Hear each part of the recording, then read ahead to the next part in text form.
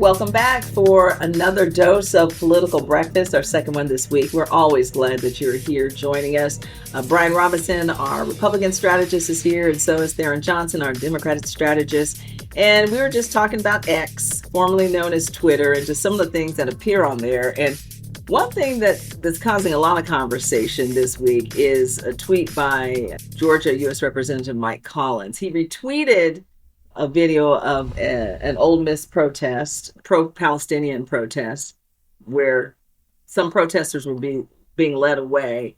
One in particular was a Black female.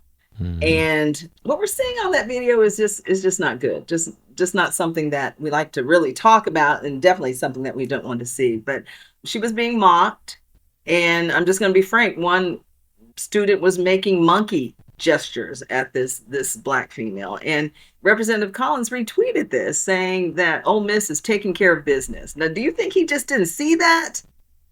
Is he being insensitive? What do we have going on here? Because it's made a lot of people angry. Brian, I'll begin with you. Thanks, Lisa. I will say that when I saw this tweet over the weekend, and when I first watched it, I didn't know what the response meant. People were calling it racist, and I wasn't quite sure why. I did not notice the guy doing the monkey gestures on my first view. Once it was pointed out to me, it's obvious. It's there in your face. But before that, I just saw like 100 folks who were screaming, "Lock her up, lock her up." And once I saw it, that's inappropriate. That's not something that should be happening. And that person is going to pay a consequence for it. He's already been kicked out of his fraternity. I would imagine he may face some disciplinary actions there at Ole Miss. And that's something that future employers are going to know about, because this has gone viral. And I'm perfectly fine with people who cross lines at these protests, whichever side they are on, paying a price in the private sector on the back end of this. If you're out shouting from the river to the sea, which is saying that you wish for the annihilation of Israel, employers should know. There should be a website with your name on it that you were on campus saying these things. If you're on a campus making monkey gestures at a Black woman, the private sector should know that. There should be a consequence for what you should do. I do want to stop short, though, of saying that Mike Collins was intentionally retweeting something that had the monkey gestures in it. That I can understand how somebody, without being curated through the video, how you could not see that. So let's not immediately go to, hey, he's being racist, he's glorifying racism. Let's not start there. Let's have a benefit of the doubt. And that wasn't the takeaway of what was happening in that video. It was people who were on the other side of the Palestinian debate yelling, "Lock her up." You can have your own opinion on whether or not that's appropriate, whether or not that falls within the guidelines of civil discourse. But I don't know that he was intentionally retweeting that, saying, "Hey, look at this hilarious guy doing racist gestures." So, Lisa, B-Rob knows this. I have a past with Congressman Mike Collins. No, I do. I've had a past interaction with him. Brian and I were actually doing a discussion. This is back, correct me if I'm wrong, B-Rob, 2016.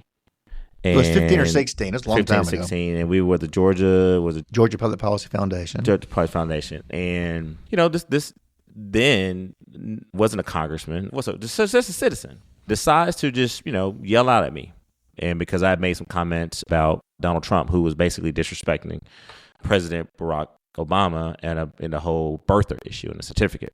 And it was a pretty abrupt gesture. I mean, I can't remember exactly what he said, but Brian was there, and it was very aggressive, and he interrupted me. And so I made a choice. Let me get to my point about what's happening at Ole Miss, where I could have actually did what these students were doing, which is I could have started mocking him. So I respectfully disagree with B-Rob that he retweeted this and did not know the footage that was in the video. I think he knew it.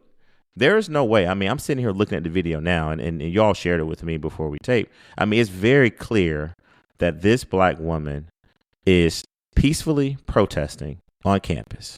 She's not threatening anyone.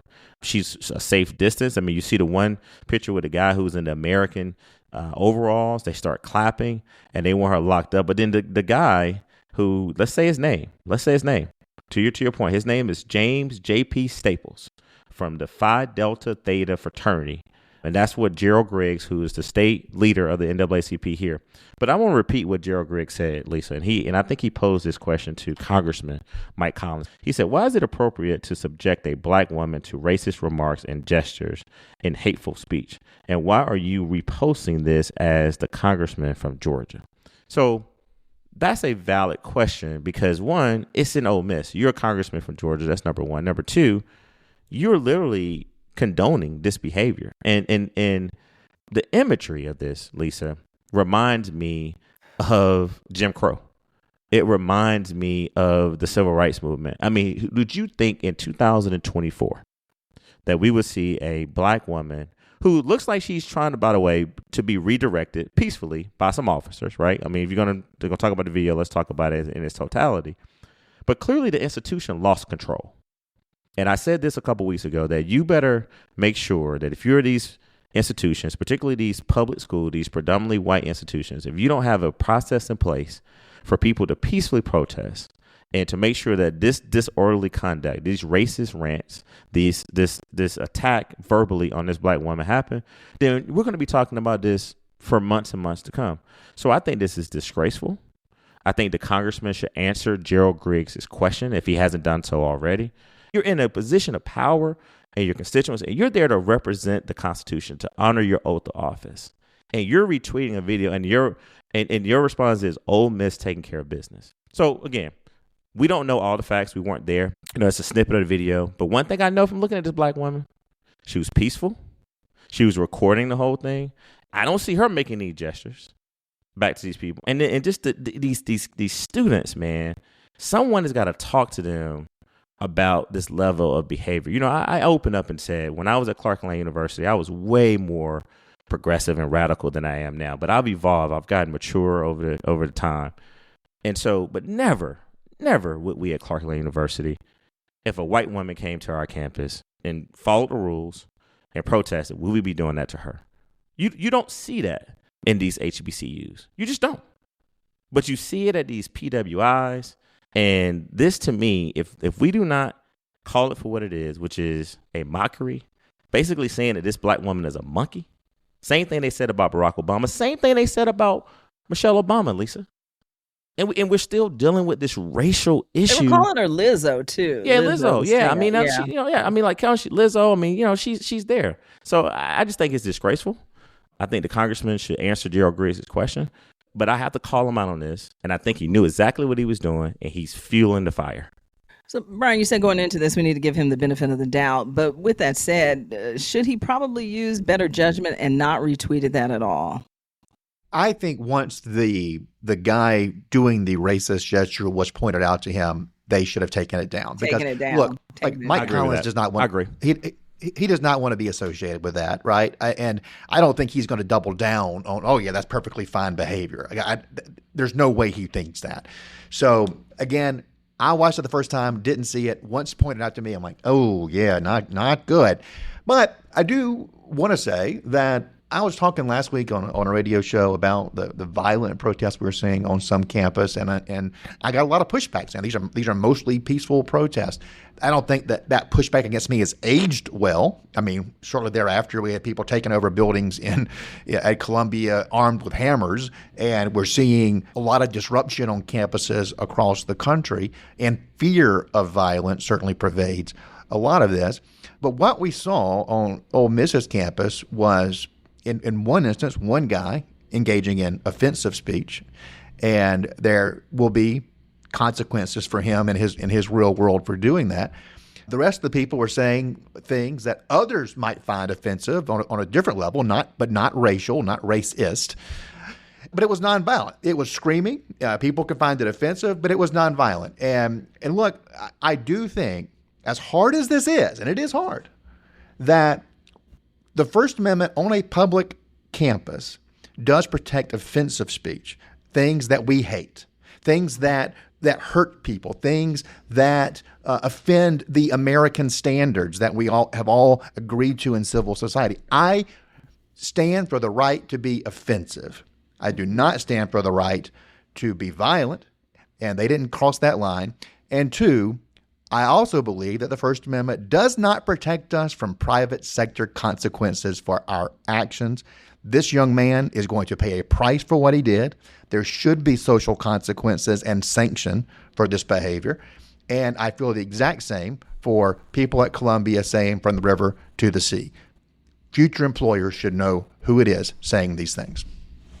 Yeah, that kid doesn't know how that's gonna that never goes away for the rest of his life. Yeah, that's gonna follow I was him. talking. Y'all may know one of the more a very successful Black real estate titan here in the city, T. Dallas Smith, very big name in Atlanta. Right. And I was talking to him a few years ago, and he said, because you know that picture of Ruby Bridges going into school, and there's all these middle-aged white parents screaming at this girl. first grader, second grader. He said, Brian, do you think any of the children of those parents are like, hey, that's my grandma.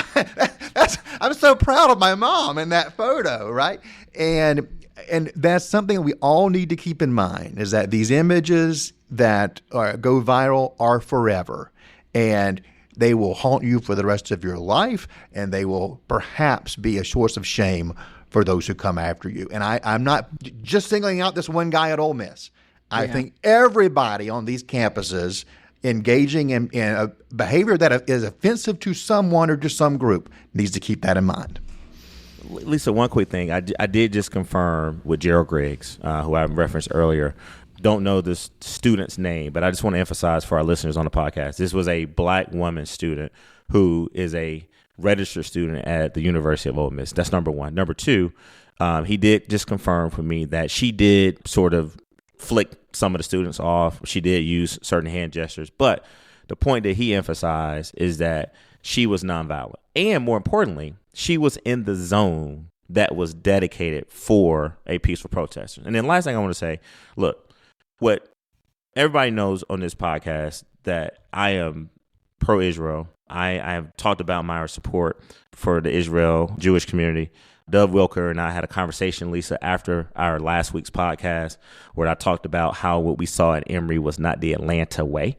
And shout out to Dov for continuing to defend the Jewish community and represent the Atlanta Jewish Foundation.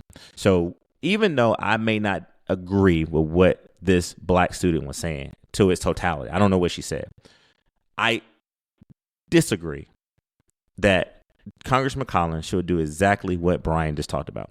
Even if he mistakenly retweeted it, the fact that it has 21 million views and it's still up is, to me, an opportunity for him to set the record straight, to do right. And the fact that it's remained up there, I think that this is intentional. And then the last thing that really upsets me more than anything, Lisa and Brian, if you look at this video, not one student is saying, hey guys, calm it down. Hey guys, let's stop this. And these images will live forever. Yeah, and I do. This was actually the one guy. The rest of them were doing things that no one could say in the American context were racist. One thing that was good here is that this young woman is out exercising her First Amendment rights. It was getting to be volatile and a lot of confrontation, but you could tell by the confidence way that this woman was standing that she knew she was safe, that she knew she was secure.